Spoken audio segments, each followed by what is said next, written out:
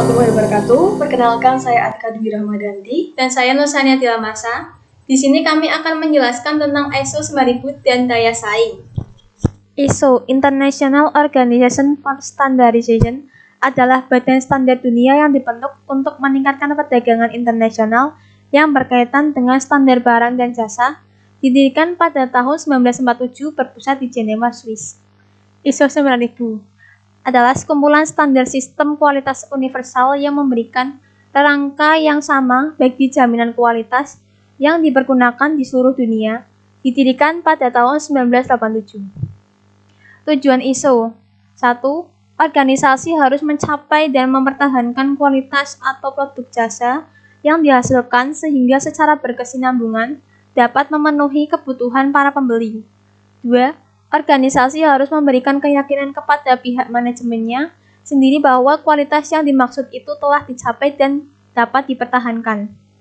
3. Organisasi harus memberikan keyakinan kepada pihak pemberi bahwa kualitas yang dimaksudkan itu telah atau akan dicapai dalam produk atau jasa yang akan dijual. 5. Standar ISO 9000. ISO 9000 suatu peta jaringan yang memberikan definisi dasar dan konsep-konsep serta menerangkan bagaimana suatu perusahaan memilih dan menggunakan standar-standar yang lain dalam seri tersebut. ISO 9001, standar yang paling komprehensif dan digunakan untuk menjamin kualitas pada tahap perancangan dan pengembangan, produksi, instalasi, dan pelayanan jasa. ISO 9002, meliputi produksi dan instalasi. ISO 9003, untuk inspeksi dan pengujian akhir. ISO 9004, panduan manajemen mutu dan elemen sistem mutu yang bersifat intern dan bukan untuk situasi kontraktual. Perkembangan ISO 9000. Terbit pertama tahun 1987. Standar dibagi menjadi 5 seri yaitu ISO 9000, 9001, 9002, 9003, dan 9004. Revisi 1 tahun 1994. Standar terbagi menjadi 3 seri yaitu ISO 9001, 9002, dan 9003. Revisi 2 tahun 2000. Standar terbagi menjadi 1 seri yaitu ISO 9001. Revisi 3 tahun 2008 ISO 9001 diperbarui menjadi ISO 9001 2008. Revisi 4 tahun 2015. ISO 9001 pada 2008 diperbarui menjadi ISO 9001 2015. Manfaat ISO bagi perusahaan atau organisasi. Perusahaan dapat memahami batas persyaratan yang ditetapkan oleh pasar, meningkatkan image perusahaan serta daya saing, menghemat biaya dan mengurangi duplikasi audit sistem atau pelanggan, terbuka kesempatan pasar baru, meningkatkan kualitas dan produktivitas, meningkatkan kesadaran kualitas dalam perusahaan, meningkatkan keterampilan dengan memberikan pelatihan secara sistematik kepada seluruh karyawan dan manajer organisasi. Terjadi perubahan positif. Untuk konsumen, meningkatkan kepercayaan dan kepuasan pelanggan dengan kepastian mutu yang sesuai dengan standar atau menjadikan konsumen lebih percaya terhadap perusahaan kita. Konsep value chain dan kemitraan. Value chain atau rantai nilai merupakan serangkaian aktivitas yang relevan dalam proses pengadaan, penyimpanan, penggunaan, transformasi, dan disposisi sumber daya. Mulai dari value chain pemasok sampai value chain pembeli, mulai dari aktivitas pengamanan sumber-sumber pasokan sampai aktivitas pelayanan purnajunal. Nah, di sini ada serangkaian dari aktivitas value chain, salah satunya ada bahan baku, kemudian melakukan riset dan pengembangan, kemudian ada pemanufakturan, kemudian distribusi dan pelayanan. Nah, kemudian ada aktivitas-aktivitas dalam suatu value chain itu ada 2. Yang pertama ada primary activity dan yang kedua ada support activity. Aktivitas pertama yaitu meliputi inbound logistik, operation, outbound logistik, marketing, dan sales. Dan yang terakhir adalah service. Kemudian aktivitas pendukung yaitu prime infrastruktur, human resource management, technology development, dan procurement. Nah, kemudian ada kemitraan. Berdasarkan konsep value chain, perusahaan perlu mengembangkan hubungan kemitraan dari hulu ke hilir.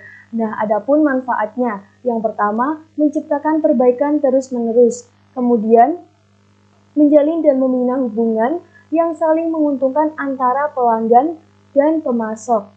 Kemudian, meningkatkan kepuasan pelanggan. Kemudian ada kemitraan internal. Ada 3 tingkatan. Yang pertama, ada kemitraan antar manajemen dengan karyawan. Kemudian yang kedua, ada kemitraan antar tim. Dan yang ketiga, ada kemitraan antar karyawan.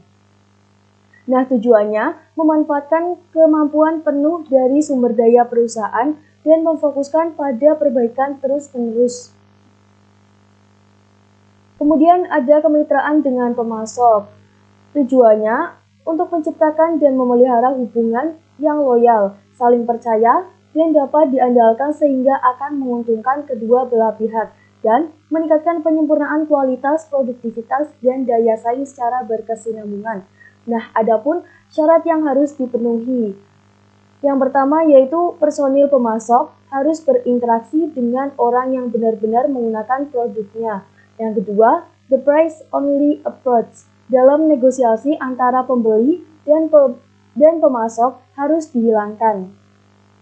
Kemudian yang ketiga, kualitas produk yang dihasilkan pemasok harus terjamin.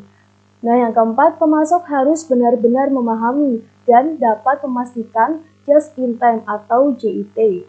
Dan yang terakhir, harus saling bertukar informasi. Menjalin kemitraan dengan pelanggan ini dapat meningkatkan kepuasan pelanggan dan daya saing dari perusahaan. Nah, kemudian ada kemitraan dengan pesaing potensial. Nah, usaha kecil dan menengah, bentuk kemitraannya yaitu jaringan pemanufakturan.